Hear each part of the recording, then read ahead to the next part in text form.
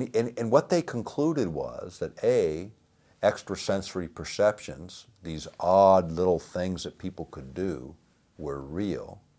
Not in all instances, but in enough instances to cause them some alarm, military planners.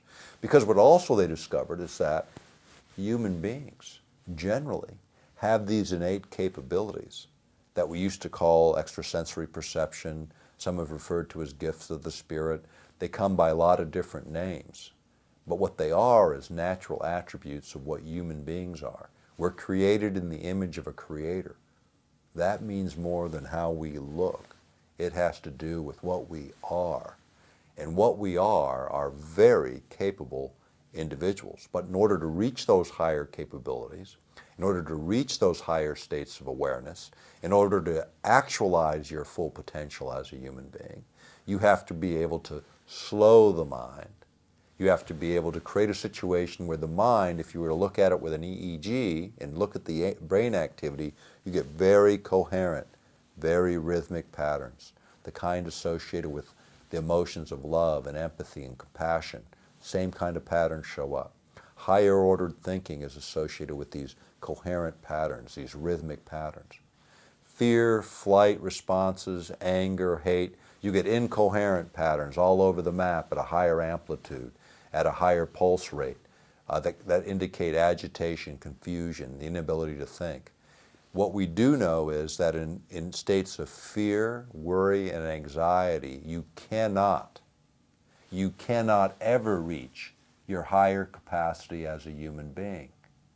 So the easiest mind control technique, keep people in a state of fear and worry and agitation, and we're defeated before the first volley is fired. That's not what we need to be about. You know, when you think about it, when you're walking confidently, consciously doing what you know you're capable of doing, how empowering it is to step into each act that you take on as a human being in a productive and meaningful way, without fear, without worry. It's when your mind falls into what some call that zone that the athlete knows and the artist knows and every one of us knows in those instances where those sparks of creativity come through. That is our normal state of consciousness.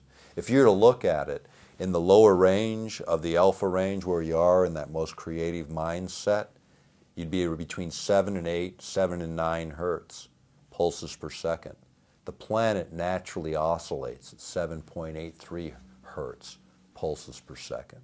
Isn't that interesting? Correlates perfectly with the ideal state for awake, conscious living when you're awake. And yet the fields that we surround ourselves with in this room right now, in every room where everyone's watching this because the power grid is operating at 60 hertz, 60 pulses per second, an agitating signal all the time in our background noise, if you will, our noise. Because think about it, in a crowded room, all the noise you hear and you're having a conversation with your friend, and you block out all that background noise. We do the same thing with electromagnetic fields. I'll tell you when you notice it. I couldn't use this analogy in Germany. I'll tell you why in a minute. But think about when the power fails in your community. When the power goes out, completely goes out, the power grid's down. Now everybody remembers it given all the winter storm activity.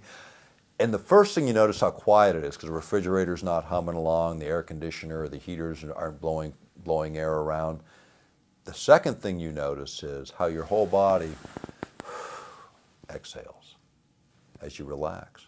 Same feeling when you come in from a hard day of work and you're wearing your insulated soles on your shoes, and the first thing you do is you kick them off and you come back into ground with the pulse rate of the planet and you relax.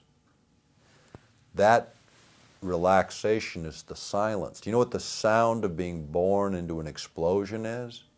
Silence. We're living in that explosion, in the fields that surround us every moment of every day.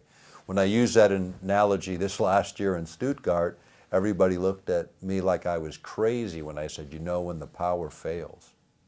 It never fails in Germany. People with gray hair never remember a power failure since World War II ended.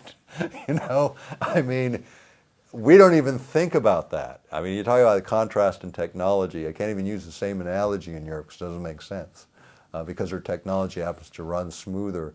And we invented the power grid for all practical purposes. But again, I say it humorously, but at the same time recognizing under all this are these very real effects that we have to recognize. So how do you learn how to control you? People ask me all the time, you talk about a lot of technologies, generate a lot of concern, some levels of anxiety. That's not my intention. My intention is to inform so we can begin to think about this stuff in a productive, constructive way and how we address it.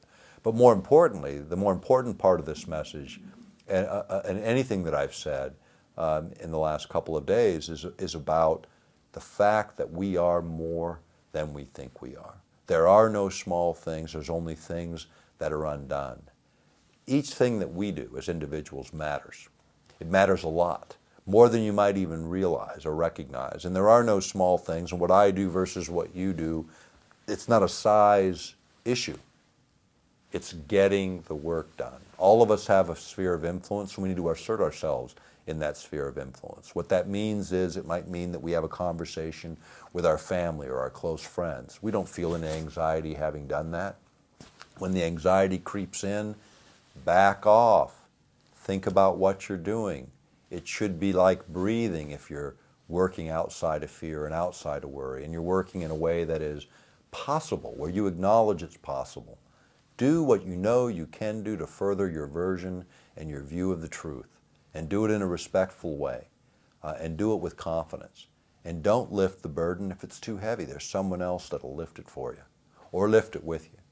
But do something in favor of what you believe to be right and true, whether it's on any of the issues we've covered today or on some other issue, but something that you care about and recognize there's a billion other people doing the same thing, and we're not waiting for an organization to form. We're already standing in it. It's called the human race. Participate in it.